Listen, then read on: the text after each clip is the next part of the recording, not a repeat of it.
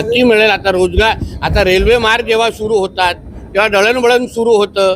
आंबा, काजू, मत्स्य व्यवसाय या सगळ्या बाबतीमध्ये मोठ्या प्रमाणामध्ये चालना भेटे आणि निश्चित पद्धतीने सरकारला पण त्या बाबतीत उत्पादन म्हणजे त्याचं उत्पादन वाढतं किंवा महसूल भेटतं. थँक्यू. करू सुरू.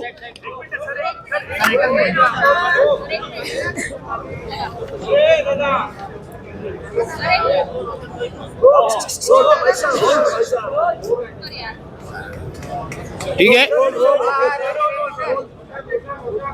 आज राज्य सरकारने अतिशय महत्वाचा आणि क्रांतिकारी आणि ऐतिहासिक निर्णय आदरणीय मुख्यमंत्री देवेंद्र फडणवीस साहेबांच्या नेतृत्वात आज जे बंदर खात्याची बैठक झाली आणि त्या बैठकीमध्ये एक महत्वाचा निर्णय ज्याला मी महाराष्ट्रासाठी एक गेम चेंजर म्हणून निर्णय म्हणेन, त्या निर्णयाची माहिती घेण्याच्या दृष्टिकोनातून आज मी इथे उभा आहे. वैभववाडी कोल्हापूर रेल्वे मार्ग हा राज्य शासन मार्फत करण्याचा निर्णय आणि त्या संबंधित कारवाई करण्याचे निर्देश माननीय मुख्यमंत्री देवेंद्र फडणवीस साहेबांनी आज दिलेले आहेत. वैभववाडी कोल्हापूर जो रेल्वे मार्ग आहे ज्याच्यामुळे असंख्य महत्त्वाची विकासाची दालनं उघडणार आहेत. प्रामुख्याने कृषी व मत्स्य उत्पादनाच्या वाहतुकीला चालना, पर्यटन आणि व्यापारामध्ये वाढ, पूर व भूसंकलनाच्या काळातील पर्यायी सुविधा, दळणवळणाचे मार्ग, दोन्ही विभागांच्या संतुलित सामाजिक व आर्थिक विकास या सगळ्याची दालनं या एका निर्णयामुळे उघडणार आहेत. याची भूसंपादनाची प्रक्रिया सुरू करण्याचे निर्देश आदरणीय मुख्यमंत्री देवेंद्र फडणवीस साहेबांनी दिलेले आहेत. या एका निर्णयामुळे महाराष्ट्र प्राणी आमचं कोकण आर्थिक विकासाच्या दिशेने अतिशय गतिमान पद्धतीने आमची वाटचाल सुरू होणार आहे. या निर्णयासंबंधित रत्नागिरी सिंधुदुर्गचे खासदार सन्मान्य नारायण राणे साहेब यांनी या संबंधित वारंवार राज्य सरकार आणि केंद्र सरकारकडे पाठपुरावा ते करत होते. त्यांच्याही ह्या निर्णयामध्ये आम्हाला मार्गदर्शन लाभलं आणि म्हणून आज जो आदरणीय मुख्यमंत्री साहेबांनी वैभववाडी कोल्हापूर रेल्वे मार्ग हा राज्य शासनामार्फत करण्याचा जो निर्णय घेतलेला आहे त्याचा मी बंदर विकास मंत्री म्हणून, सिंधुदुर्ग जिल्ह्याचा पालकमंत्री म्हणून मी मनापासून स्वागत करतो. या एका निर्णयामुळे मोठ्या प्रमाणामध्ये रोजगाराची संधी आमच्या तरुण तरुणींसाठी तयार होणार आहे. मनी ऑर्डर संस्कृती जी मोठ्या प्रमाणामध्ये आमच्या कोकणामध्ये वर्षानुवर्ष सुरू होती, म्हणजे आमच्या कोकणातले तरुण हे मुंबई, पुणे, नाशिककडे जे जायचे नोकरीसाठी, धंद्यासाठी, व्यवसायासाठी, या अशा निर्णयामुळे ते परत एकदा आपल्या मूळ गावात, मूळ जिल्ह्यात रोजगाराच्या दृष्टिकोनातून परत एकदा परतीचा प्रवास करण्यासाठी निश्चित पद्धतीने सुरू करतील असा माझा ठाम विश्वास आहे. म्हणून परत एकदा आदरणीय मुख्यमंत्री देवेंद्र फडणवीस साहेब आणि आमच्या महायुतीच्या सरकारचा मी मनापासून आभार मानतो. धन्यवाद.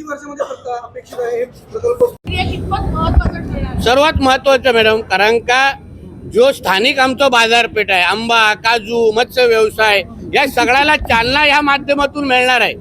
जेव्हा कोकण हा पश्चिम महाराष्ट्रावर जोडला जातो तो मोठ्या प्रमाणामध्ये आमच्या बाजारपेठाला फायदा भेटतो. दरडोई उत्पन्नामध्ये वाढ होते. आज आमचं सिंधुदुर्गाचं दरडोई उत्पन्न जवळपास 2.5 लाखाच्या घरात आहे. आमच्या सगळ्यांची असा मानस आहे की ते 4.5 ते 5 लाखाच्या घरामध्ये जावं आणि त्यासाठी हा प्रकल्प अतिशय महत्वाचा ठरणार आहे.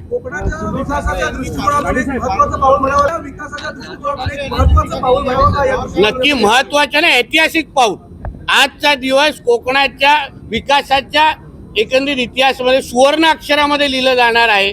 देवेंद्र फडणवीस साहेबांनी घेतलेला निर्णय यामुळे असंख्य कोकणातली मुलं जे मुंबईमध्ये आज नोकरीसाठी येत आहेत, गावाकडे गावाची जी वाट म्हणजे आठवण करतात आणि फक्त नोकरी धंद्यासाठी मुंबईला गाव सोडून येतात, ते जेव्हा परत गावाकडे जातील निश्चित पद्धतीने आमच्या देवेंद्र फडणवीस साहेबांना आशीर्वाद देतील.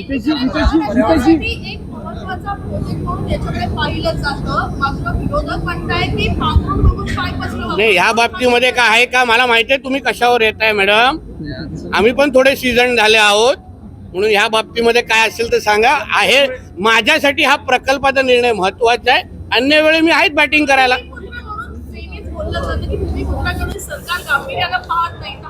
अजून किती गांभीर्याने पाहिलं पाहिजे, किती गांभीर्याने. आज तुम्ही विचार करा या एका निर्णयामुळे, जसं तुम्ही मी काय बोललो, आमच्या कोकणातल्या काही लोकांना विचारा, त्यांना आपलं गाव सोडून गावचं घर सोडून तुमच्या सकट मुंबई, पुणे, नाशिक, नालासोपारा, वसई, विरारला आपण राहतो की नाही, गावाची आठवण येते की नाही. मग फक्त जत्रा असो, गणेश उत्सव तेव्हाच गावी जायला मिळतं.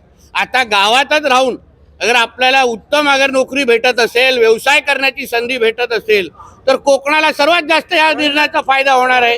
ह्याच निर्णयासाठी तर, याच प्रकल्पासाठी तर आदरणीय राणे साहेब असतील, निलेशजी असतील, सगळ्याचे सगळे आम्ही सगळेजण आम्ही पाठपुरावा करत होतो आणि त्यामुळे आदरणीय देवेंद्र फडणवीस साहेबांचा आम्ही मनापासून आभारच मानतो.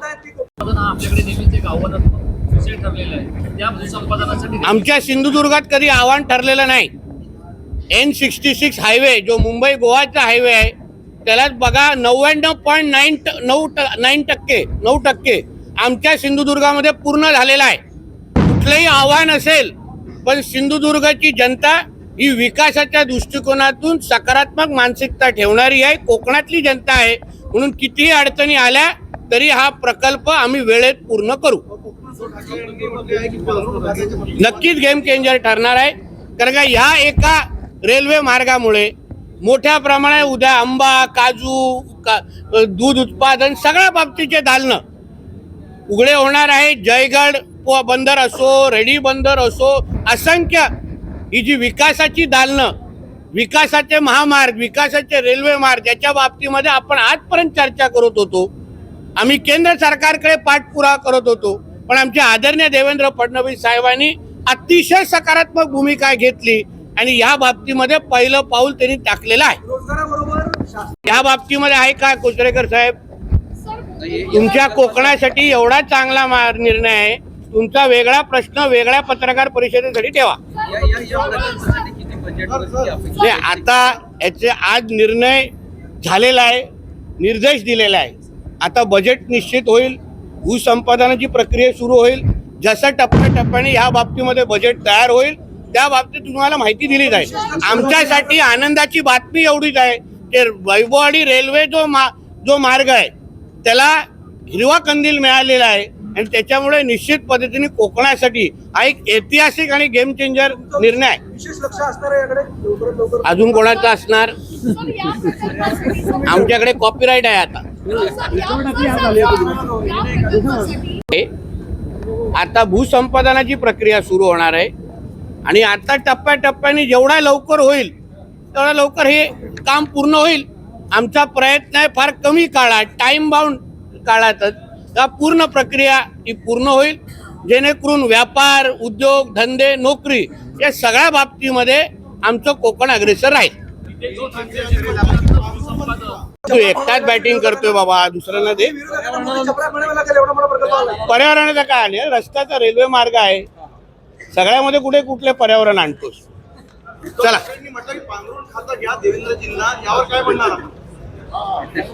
त्याला सुट्टी आहे मॅडम.